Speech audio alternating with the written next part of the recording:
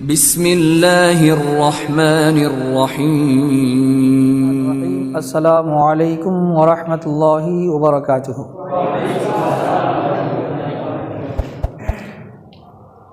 آج آپ لوگوں کا مین سبق ہے 3 صورتوں میں فعل کو مؤنث لانا لازم ہے۔ کتابوں میں آپ کو ملے گا کہ 4 صورتوں میں فعل کو مؤنث لانا لازم ہے۔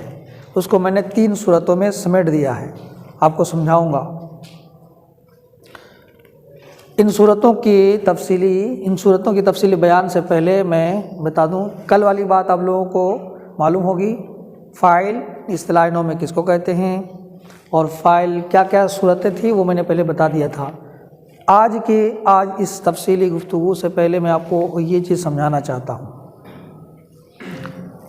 اس میں کہ مؤنث لانا واجب ہے، تو مؤنث کو پہلے سمجھو۔ حقیقت میں اگر دیکھنے کے لیے آپ جائیں گے تو فعل مؤنث اور مذکر نہیں ہوتا ہے۔ فعل حقیقت میں نہ مؤنث ہوتا ہے نہ مذکر ہوتا ہے۔ مثال کے طور پر جو ہے پڑھنا، کہا جی کوئی مؤنث ہو تو گورا ہوگا اور مذکر ہو تو سیاہ ہوگا، ایسا کچھ ہے؟ مؤنث ہے تو ساڑی پہنے گی، مذکر ہے تو لنگی پہنے گی، ایسا کچھ ہے؟ تو حقیقت میں فعل مؤنث مذکر کچھ بھی نہیں ہوتا۔ فعل کو مؤنث کہہ دیا جاتا ہے فاعل کی طرف نسبت کرتے ہوئے، اس کام کو انجام دینے والا ہوتا ہے تو مذکر، اور اس کام کو انجام دینے والا اگر مؤنث ہے تو فعل کو مؤنث کی طرف منسوب کر دیا جاتا ہے۔ پوری بات سمجھ میں آئی؟ یہاں ایک مثال لکھتا ہوں، ناسارا، اور ہم نے لکھا ناسارت، کرا یہ مذکر ہے اور یہ مؤنث ہے، کہاں یہ مؤنث اور یہ مذکر ہے؟ بتاؤ، دونوں الگ الگ ہیں؟ کہ یہ الگ ہے، کر یہ الگ ہے، تو یہ تو فاعل، اس کی وجہ سے تو فاعل مؤنث کی ہم پہچان بتاتے ہیں کہ یہ اس کام کو انجام دینے والا مؤنث ہے اور اس کام کو انجام دینے والا مذکر ہے۔ تو حقیقت میں فاعل مؤنث ہوا کہ فعل مؤنث ہوا؟ حقیقت میں فاعل مؤنث ہے۔ ہم کو یہ بتانا مقصود ہوتا ہے کہ اس کام کو انجام دینے والا مؤنث ہے یا مذکر ہے، اس لیے کہہ دیا جاتا ہے کہ یہ فعل مؤنث ہے اور مذکر ہے۔ تو اب اس کی بھی پہچان کی ضرورت ہے نا۔ دیکھیے یہاں پہ میں نے ایک نقشہ بنایا ہے مؤنث کا۔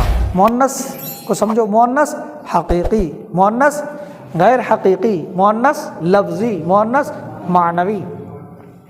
حقیقی کا مطلب یہ ہے کہ اس کے مقابلے میں کوئی مذکر ہو، اس کے مقابلے میں کوئی مذکر ہو۔ جیسے میں نے اس کی مثال میں دیا خدیجہ، اس کی مثال میں خدیجہ، اور ایک جوڑ لو کیا کہ اس کے مقابلے میں مذکر ہو، ایک بات، دوسری بات لفظ سے بھی دکھے کہ وہ مؤنث ہے، لفظ سے بھی دکھے کہ مؤنث ہے اور حقیقت میں اس کے مقابلے میں کوئی مذکر بھی ہو۔ خدیجہ دیکھا کہ نہیں؟ مؤنث سے معنوی دیکھو، حقیقت میں کیا ہے؟ حقیقت میں زینب، حقیقت میں مؤنث ہے کہ نہیں؟ اس کے مقابلے میں مذکر ہے، اس لیے کہ ایک عورت کا نام ہے، اس کو معنوی کہا، اس کو حقیقی کہا۔ خدیجہ بھی عورت کا نام ہے اور زینب بھی عورت کا نام ہے، اس کو حقیقی کہا، اس کو معنوی کہا۔ یہاں پہ دکھ رہا ہے، یہاں پہ دکھ نہیں رہا ہے، لفظ میں علامت نہیں دکھ رہا ہے۔ گول تا یہ مؤنث کی علامت ہے، یہاں پہ دکھ نہیں رہا، اس لیے معنوی ہے۔ تو اس طریقے سے مؤنث کی کل کتنی قسمیں ہو گئی؟ 4۔ غیر حقیقی، اس کی مثال میں نے کیا لکھا؟ شمسن، غیر حقیقی، جس کے مقابلے میں کوئی مذکر نہ ہو۔ شمس کے مقابلے میں کوئی مذکر ہے جی؟ نہیں ہے۔ اس کو دوسرے لفظوں میں سمجھو، شمس مؤنث ہے، کیوں ہم بول رہے ہیں اس کو؟ کہتے ہیں ہم نے عرب سے سنا ہے اس کو مؤنث استعمال کرتے ہیں، یہ زبان عربیوں کی ہے، ہماری زبان ہے جی، عربیوں کی زبان ہے، عربوں نے اس طریقے سے اس کو مؤنث پڑھا تو ہم نے بھی اس کو مؤنث پڑھا۔ یہ غیر حقیقی اس لیے ہے کہ اس کے مقابلے میں کوئی مذکر نہیں ہے۔ تو غیر حقیقی کا مطلب سمجھ میں آیا؟ لفظی، لفظ میں دکھے کہ یہ کیا ہے؟ مؤنث۔ گول تا یہ مؤنث کی علامت ہے، حالانکہ یہ کس کا نام ہے؟ مذکر کا نام ہے نا جی، اس کے باوجود ہم کیا کہتے ہیں؟ یہ مؤنث ہے۔ یعنی لفظاً مؤنث ہے، لفظ میں مؤنث ہے۔ یہاں دیکھو معنوی، اس کو میں نے سمجھا دیا، تو مؤنث کی چاروں صورتیں سمجھ گئے۔ اب آپ کو یہاں پہ سمجھنا ہے کہ فعل کو مؤنث لانا واجب ہے، لانا واجب ہے۔ یہاں پہ 3 صورتوں میں، کتاب میں لکھا ہے 4 صورتوں میں۔ تو ظاہر سی بات ہے فعل کا معنی کام، تو انجام دینے والا تو مؤنث ہوگا یا مذکر ہوگا، اس کے علاوہ کوئی ہے جی مؤنث یا مذکر، تو واجب ہے بالکل، مذکر نہیں لا سکتے۔ اس کی دیکھیے صورت کیا دیا، فاعل مؤنث حقیقی ہو، فاعل مؤنث حقیقی ہو، فعل کے ساتھ ملا ہوا ہو، جمع مکسر نہ ہو، جمع مکسر نہ ہو۔ تو یہ کیا ہے، قواعد و ضوابط، یہ قانون ہے، آپ کو یہ ذہن میں رکھنا ہوگا، صرف سمجھنا کافی نہیں ہے۔ اگر کوئی کام انجام دینے والا یا انجام دینے والی مؤنث حقیقی کا مطلب سمجھ گیا، مؤنث حقیقی ہے، اور اس فعل کے ساتھ ملا ہوا ہے وہ فاعل، اگر پہلے ہے تو فاعل کہا ہی نہیں جائے گا۔ پوری بات سمجھ میں آ رہی؟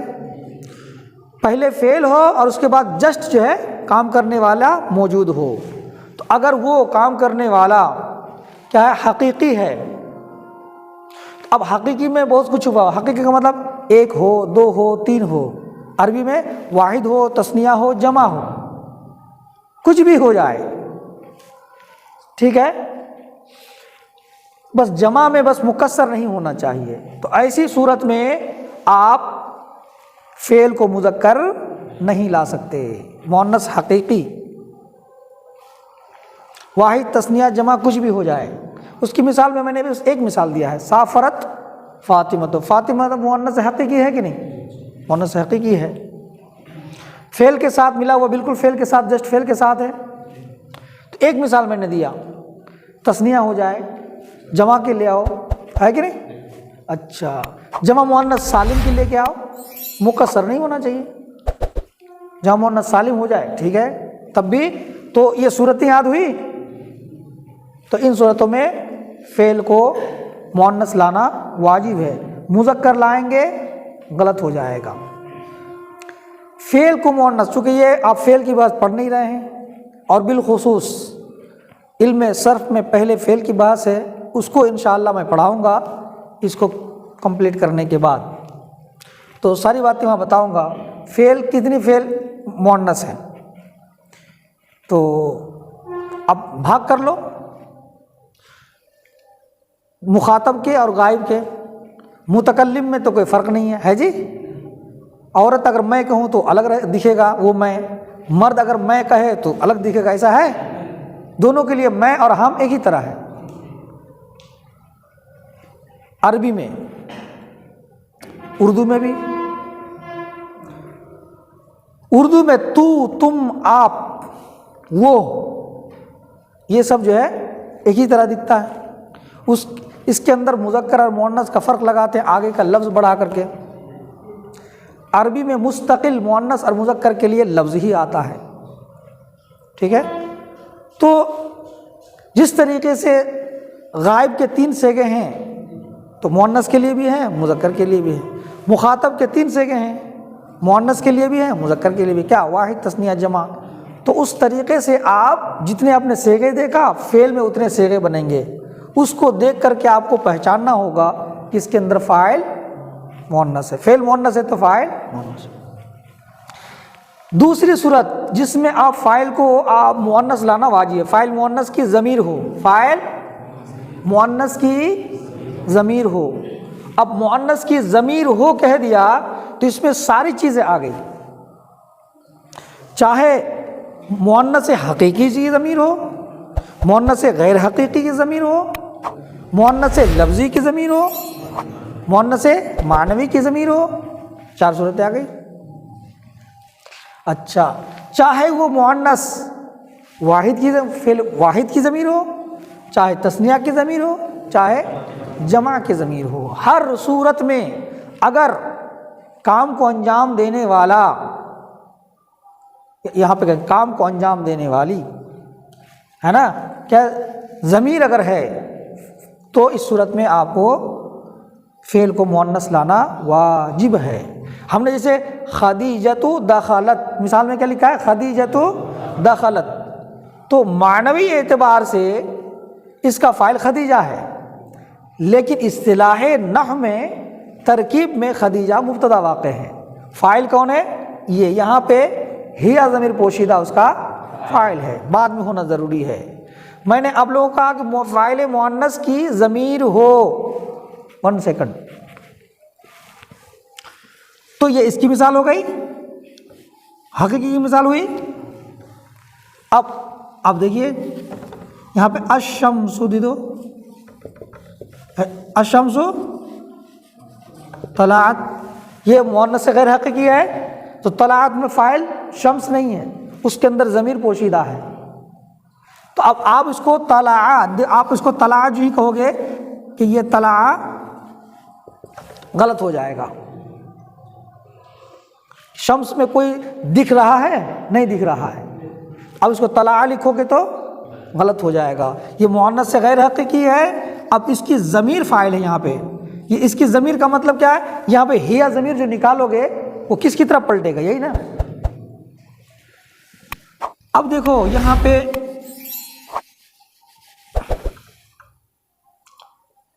فاطمہ، فاطمہ تانی ہے نا جی، دخلتا، فاطمتان دخلتا، یہ دخلتا تثنیہ مؤنث غائب کا صیغہ ہے کہ نہیں؟ تو کیوں؟ اس لیے کہ یہ مؤنث کی ضمیر ہے، اس کا فاعل مؤنث کی ضمیر ہے۔ کون مؤنث؟ یہ دونوں فاطمہ، یہ دونوں مؤنث ہے، اس کی ضمیر یہاں پہ فاعل واقع ہے، تو یہاں جمع ہو جائے تو جمع، شاید آپ لوگ کو یاد ہوگا کل میں نے بتایا تھا فاعل اگر اس میں ظاہر ہو تو واحد، تثنیہ، جمع جو بھی ہو پھر ہمیشہ واحد ہوگا، لیکن فاعل اگر اس میں ضمیر ہو تو ایسی صورت میں جیسا فاعل ویسا فعل، اسی لیے ہم نے دخلتا، اس لیے کہ اس کا فاعل فاطمتان تثنیہ نہیں ہے بلکہ اس کے دونوں ضمیر ہیں، تو فاعل جب ضمیر ہے تو تثنیہ ہے تو فاعل بھی تثنیہ، سمجھے؟ فعل بھی تثنیہ، اس کو یاد رکھنا صحیح سے۔ تو یہ والی صورت یاد آپ لوگوں کو معلوم ہو گیا کہ اگر فاعل مؤنث کی ضمیر ہو تو فعل ہمیشہ مؤنث لانا ہوگا۔ اسی میں جو ہے میں نے داخل کیا ہے، کیا ہم نے داخل کیا جمع والی صورت کو، ہے نا جی؟ لکھا ہے نا؟ کیا لکھا ہے؟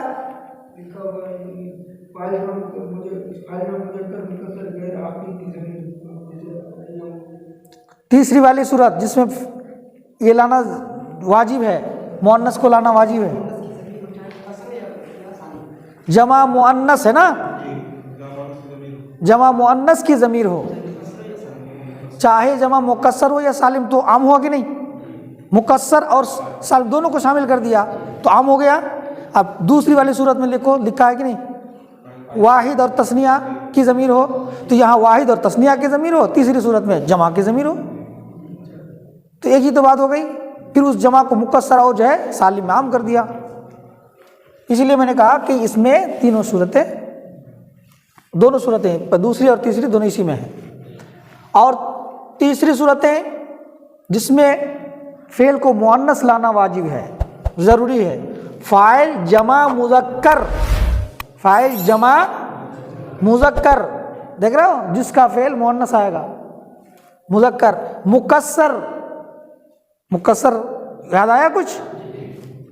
غیر عاقل، غیر عاقل سمجھدار نہیں، کی ضمیر ہو، کی ضمیر ہو، اس کی مثال ہم نے دی الایام مضت، الایام مضت، یہ کس کی جمع ہے؟ یومن کی جمع ہے، یومن کی جمع ہے، یومن، ایام، اس کا وزن سالم ہے نہیں، تو جمع مکسر ہوا، اور یہ جمع مذکر ہے، یوم کی جمع ہے، یوم مذکر ہے کہ نہیں، تو اسی کی جمع مذکر کی جمع ہوئی، مکسر ہے، غیر عاقل ہے کہ نہیں؟ غیر عاقل ہے، تو اس کی ضمیر اگر فاعل ہو، اس کی ضمیر فاعل اگر بنے، فعل کا فاعل جمع مذکر مکسر کی ضمیر اگر فاعل بنے تو ایسی صورت میں فعل کو مؤنث لانا واجب ہے۔ یہ صورت سب سمجھ میں آ گئی؟ اس کو اب آپ کو بار بار دہرا کر اپنے ذہن میں بیٹھانا ہوگا۔ پوری بات سمجھ میں آ گئی؟ اور آگے پڑھو گے آج؟